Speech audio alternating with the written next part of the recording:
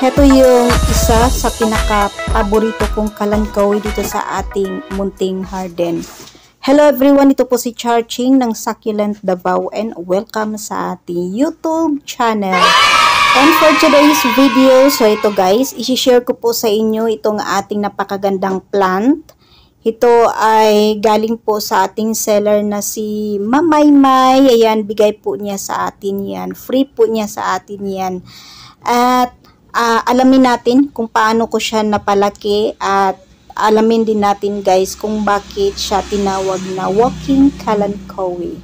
Ayan, at sobrang laki na po ng ating walking kalankawi. So ito po ay sobrang kapal po ng kaniyang dahon na green at pink purple naman po yung kaniyang margin na napakaganda po ng kaniyang shape na lumalaki po ng 20 inches. Ayan, sobrang ganda ng ating at ang laki na po ng ating walking kalankawi. And then yung kaniyang dahon naman po ay rounded na may tips na tumataas po siya or lumalaki po siya ng 6 inches.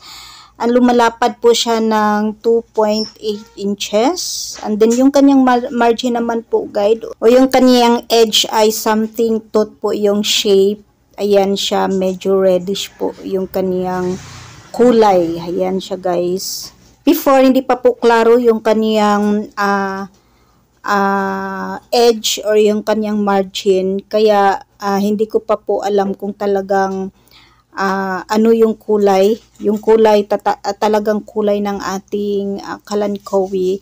So, ayan, at meron siyang bagong palabas na dahon. Ayan, klarong-klaro na po yung kaniyang edge or yung kaniyang margin na parang tooth po yung shape. So, ayan yung kulay ng ating kalankawi. Sobrang ganda na po guys.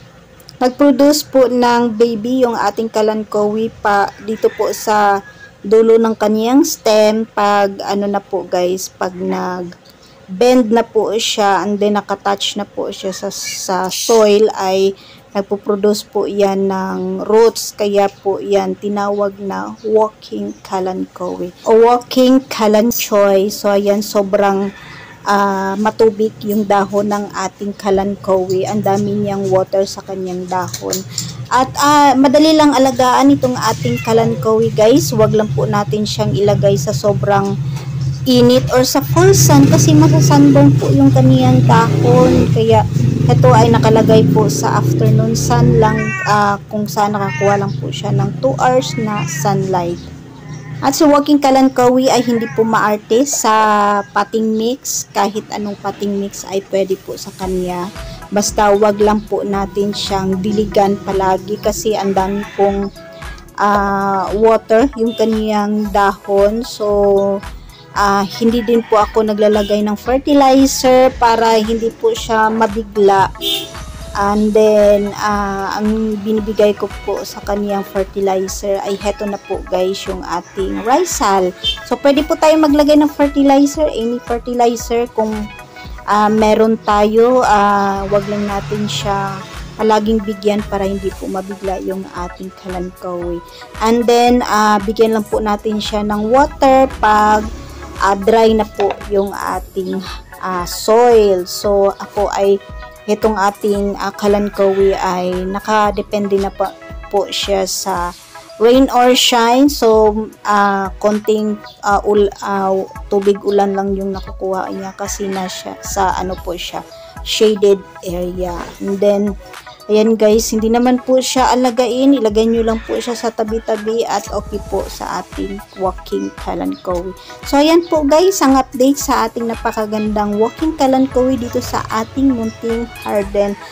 And that's for today guys. Maraming salamat po sa inyong panunood dito sa ating YouTube channel. Thanks for watching.